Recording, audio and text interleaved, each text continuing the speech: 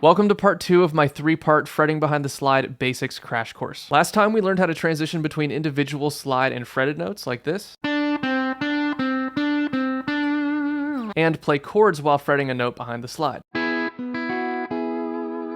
So now let's look at a couple practice routines we can do to get this technique more solid under our fingers. So the first exercise is for individual notes, and what we're going to do is essentially just play the A minor pentatonic scale up and down using fretting behind the slide. So it's just your normal first position,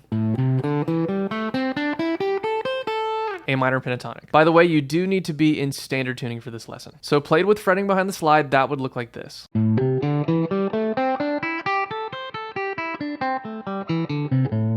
Play it as slow as you need to, but just walk up and down that scale, picking every note as you go. And pay special attention to the low E string and B and high E strings, because for those with this scale, you have to spread your fingers apart a little bit in order to reach those notes behind the slide. That's going to be a little bit more challenging because you don't have your other fingers to kind of support the slide when you're fretting those notes and lifting the slide up. So take some extra time to practice those strings where you have to spread your fingers apart.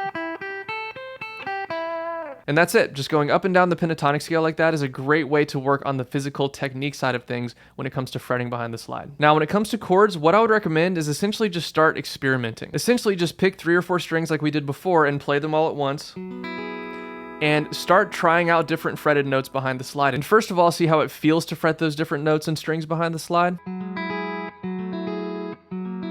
You can start using other fingers to fret behind the slide, so use your middle finger or ring finger.